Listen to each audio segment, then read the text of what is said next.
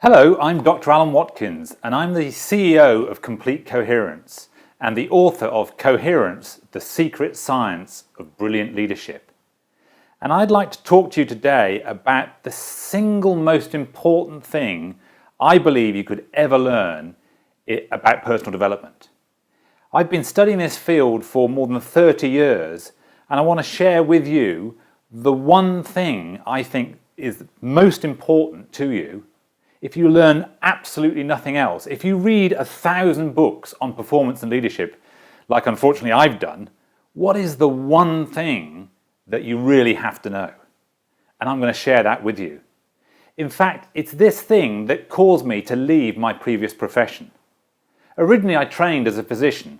I spent 11 years working on the wards and in general practice and in pharmaceutical medicine in pretty much every frontline trench around the world, in the UK, in Australia, and in the US, looking after patients and people who were suffering in one way or another. And I often thought, am I really making a difference? Am I making the kind of difference I really want to make to people?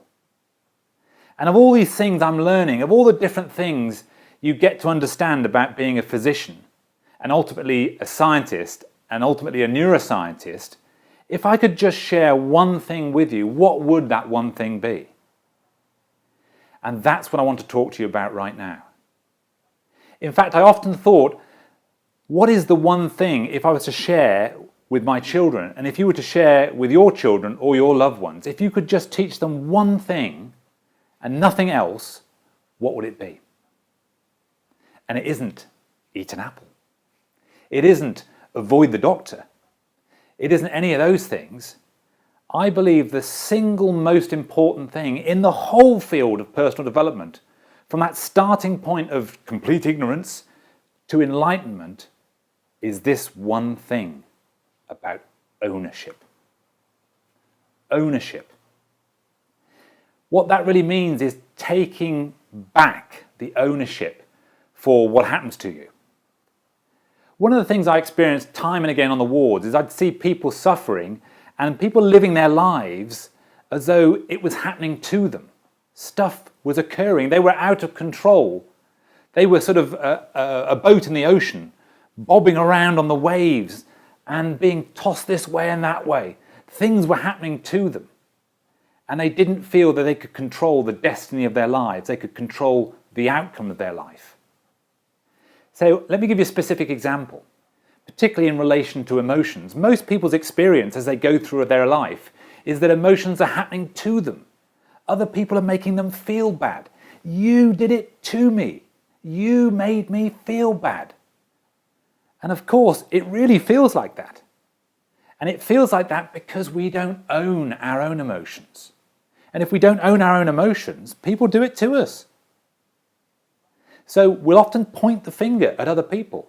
You made me feel bad. And as that old adage says, remember, if you're pointing the finger at somebody else, 3 fingers are pointing at you. And I taught my kids that. And my kids now point at me like that. You did it to me, Dad. Just to sort of have a bit of fun. But there's an important point here, which is until you take control of your own emotions, people can make you feel anything. But it doesn't have to be that way.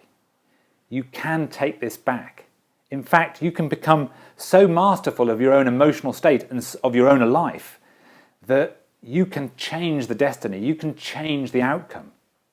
But until you accept that fundamental truth, you're basically a victim.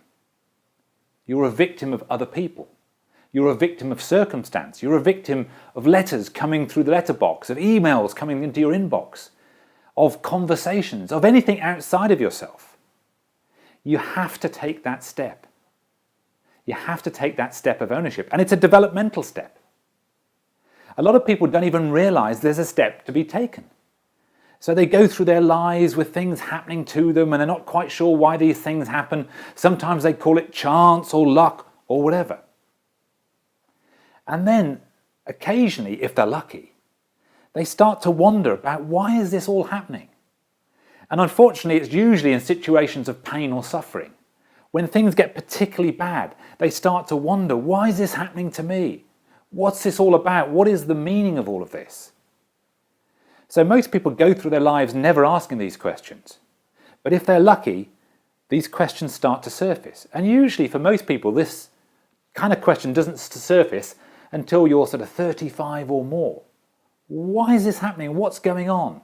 It's usually when we start to encounter our first divorce, or our first loss of a job, or our first breakdown of some sort. Maybe we've lost a close member of the family, a death, a bereavement, some kind of pain, and people start to wonder why it's happening. This is what we call a question of meaning. What's going on? What's the point? I thought I was doing all the things that I really ought to be doing, but I'm still suffering in some way. Why is that? And in that pain, in that painful moment, people often get lost. They get lost in the pain because the pain heats up and they look for somebody to blame. It's you. It's your fault. You're doing it to me. It's my boss. It's my colleagues. It's my spouse. It's somebody other than me. In this mistaken belief that if I can put the blame elsewhere, somewhere else in the world, then it's not my fault. But there's a trap. There's a trap that if I put that blame elsewhere, I put myself on the hook. I am a victim of somebody else, and my life will never change. It will never change as long as I see the cause of my problem outside of myself. It's somewhere out there. And the single most transformative moment in all human beings' lives is when the penny drops. When people start to realize it's my suffering, it's my pain, it's my anger, it's my frustration. I did a program for the BBC a few years ago called Temper Your Temper. And I worked with 10 really angry people live on camera. And the single thing I taught them first of all is nobody's making you feel angry. Nobody's doing this to you. Nobody creeps up behind you and injects you with the chemistry of anger. It just happens. But who's causing that chemical response in you? Who's causing those electrical charges to go round you? Who's causing the blood pressure to rise? You are. That other person isn't doing it to you. Granted, they may be behaving badly, but who's creating the chemistry? You are. And if you can simply accept that truth, your life can change forever. Because if you can realize that you're doing it, nobody else. Hang on a minute. If I'm doing it, maybe I can undo it. Bingo. That's the point. That's the point where we start to transform our lives. When we start to take back ownership. We moved from ignorance into that painful moment of disease of meaning, as I call it, into that sort of suffering, and somebody's at fault. I need to blame somebody until we realize it's down to me. I can change this. And if I can change this, I can change my life. I don't have to feel angry. I don't have to suffer.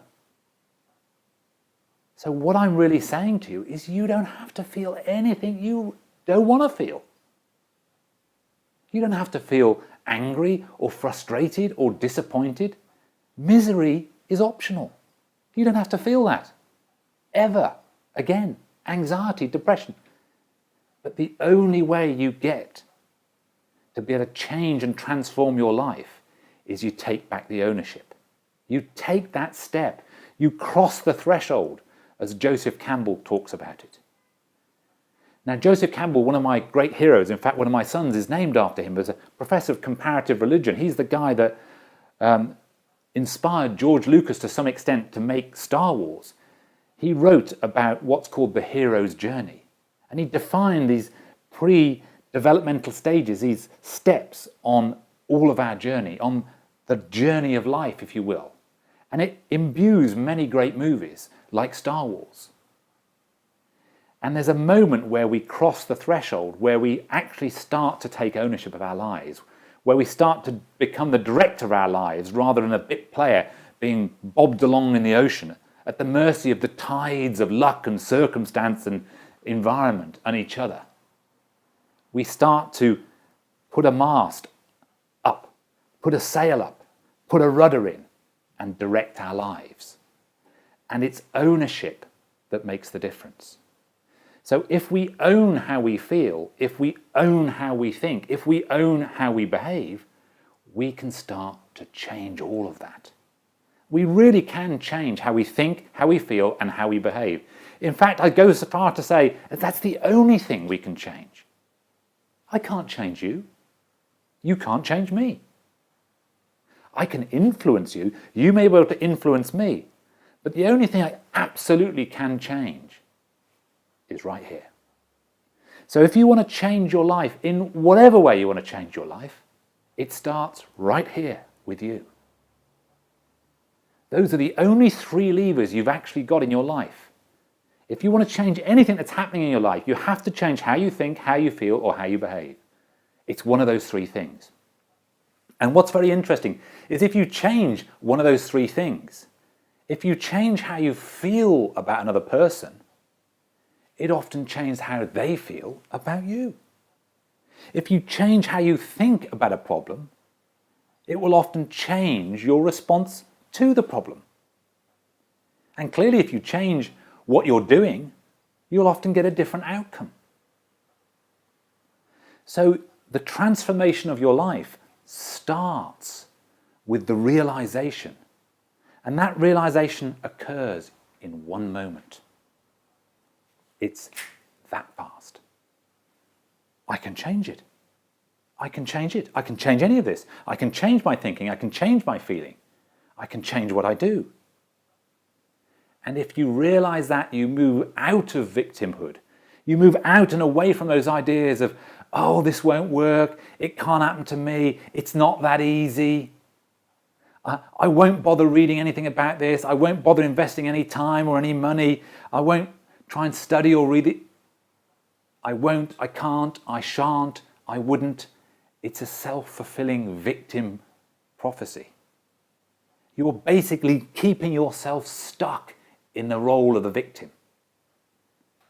And your life will never get better. There may be temporary moments of improvement, but you'll never learn to be brilliant every day until you take the ownership, until you start to change how you think, how you feel, and how you behave. And you really can do it. I've done it myself. I learnt this lesson at a very early age. In fact, one of the reasons I do the work that I do is I've had some terrible things happen to me, and I've witnessed some terrible things happen to other people. One of the great things about being trained as a physician is you see human suffering up close and personal on a daily basis. And one of the things I noticed is I've been in the room right at that moment when people have died, before my very eyes. I've been there, I've seen that, as have many of my medical colleagues. And I always found it fascinating that it's a profound moment when you see somebody die, when their vitality and their last breath slips away. It's a profound moment. And I stood in the room on many occasions when that happened with colleagues of mine. And when that moment happened, I had to stand there for a while and just digest what had taken place. And many of my colleagues would go, "Oh, he's dead. Lunch." And they would just leave the room straight away. And this baffled me for many, many, many years.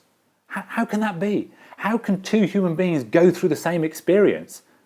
And for one person, it's a profound moment, and for another person, it's just something that happened. How is that even possible? And one of the things that occurred to me was we have to pay attention. We have to start to look at what's going on with us and our life. What's the meaning of these experiences? What are we learning? Are we making progress? Are we developing? Are we taking ownership? So many people go through their lives not really developing that awareness, not really thinking about what's going on. They just plow on, doing whatever they're doing, And I'm not saying they're not doing great stuff. Some of these doctors and some of my colleagues, they're all doing great work. But how much are we developing as human beings? How much are we really progressing? How much are we learning from those moments? I've seen many patients who've had terrible things happen to them. People who've been the victims of abuse when they were children. And it's caused them tremendous pain and suffering. And you see them when they're 40 and 50 and 60, and they're still suffering from something that happened 20, 30, 40 years ago. They've never overcome it. They've never truly healed from some of those terrible things that happened to them. And in fact, when you go around and talk to pretty much everybody, in my experience, everybody's had something happen to them. Everybody's had something to deal with. Some terrible things, some less terrible things. But what's most interesting is who's overcome it. Who's changed? Who's healed from that suffering? And I can tell you, those people who've truly healed, who've truly gone beyond that early life suffering, that early pain, are those that were paying attention, those who thought about what had happened, those who reflected on what had gone on, and those who learnt to take ownership, to not have the rest of their life be dominated by something that happened to them at an early age. The rest of their life be defined by something that happened to them. And you can see this in small or large ways. People who were made to feel insecure, not out of the maliciousness of their parents or their relatives, usually out of an inability to guide. But something happened to them and they became anxious or nervous or frustrated or angry people. And then that stays with them for a very long time. It defines who they are for the rest of their life. And what I'd like to share with you is you can change that. You can change all of that. It starts with the realization, the awareness that you can change it. That you can change how you feel about yourself, about other people, about situations, about life. You can control any of your emotions. You can control your thinking. You can certainly control what you do. Now, the truth of it is that most people can't because they don't know how to. They don't know how to do any of that. Largely because nobody's ever taught them. In fact, most people didn't even realize it's possible. I've had people say to me, "So are you truly saying I don't have to feel anything I don't want to feel?" Absolutely. That's exactly what I'm saying to you. Are you saying to me, I don't have to feel frustrated or angry? That's exactly what I'm saying to you. So I can just feel delighted and happy and cheerful every day? Is that what you're saying to me? That's exactly what I'm saying to you. And then they go, is that legal? Yes, it is. And it's free. Right here. The realization that you can do this. I did it myself. You can do it. And in fact, it's the single most important realization on the entirety of personal development. That moment where you make the choice to take back your life, to take ownership of all aspects of your life, how you think, how you feel, how you behave. And you start to direct it. You start to determine how you think, how you feel, how you behave. You choose. You decide that. Now, I'm not saying that's easy. This takes a lot of practice. But until that penny drops, that you can change it, you stay stuck in victimhood. Stuck right there, and it will never really improve. You may have moments or nights out that are kind of enjoyable, but the suffering and the pain comes back. That sense of victimhood and people doing it to me comes back again. But when you truly cross the threshold, when you truly realize all of this is down to you, how you feel, how you think, how you behave, down to you, it changes. It changes everything. Unfortunately, I can't go through my life blaming other people for how I feel because I truly know it's down to me. And even when I forget and I want to slip into pointing the finger at other people, of course my kids pick me up on it. And oftentimes I have to pick myself up. That, you know what? Actually, if I feel bad, it's because I've created that. But also, if I feel great, it's I've created that too. So that's the moment that makes the real difference. That's the thing that will make the biggest difference to your life. And if you want to learn some more details about how do you take the step-by-step ways, we've created an audio program for you of 6 audio files, which gives you much more detail of how to do this on a daily basis. How do you practice this day by day by day until it becomes the way that you are, until it seeps through every aspect of who you are?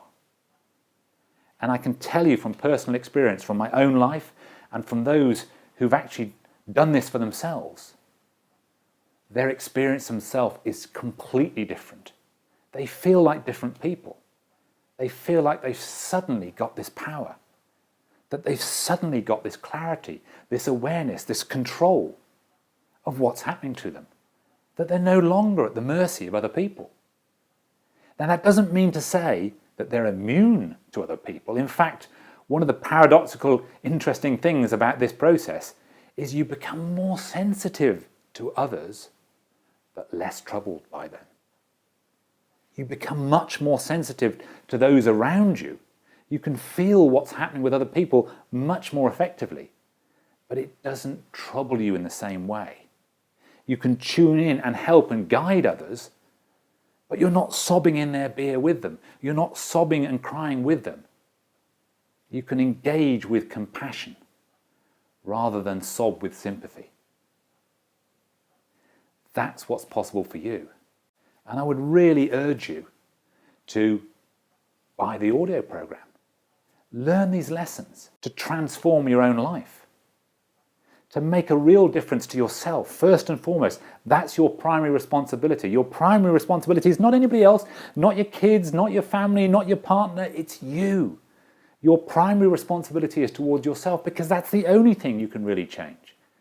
And if you take that responsibility and learn to control how you respond to the world, you become response able. Able to respond. Rather than react to the world in a reactive way, you're now able to respond to the world in a much more effective way. So I would encourage you dearly to step out of victimhood. Step out of the can't, shouldn't, wouldn't, couldn't mentality. This won't work for me. I've tried this before. All of that type of thinking. And start to practice the daily lessons. Those daily lessons of being response able. And discover the joy of becoming a response able human being. And it will make a dramatic difference to you. It will make a dramatic difference to those around you. And I've seen it transform so many people's lives. And I really hope for you it can transform yours too. Now, I've told you a little bit about my story and the dramatic difference this made to me. I'd really love to hear a bit about yours. So send us a video clip, post a comment on this site. I'd love to start a movement where we all start to share our stories with each other about the moment we crossed that threshold, the moment our life changed, the moment we realized, I could make this different. I don't have to feel this way. I don't have to let the past determine the future. I've taken back the control of my life. I'd really love to hear your stories. So please feel free to share them with us as I've shared mine with you.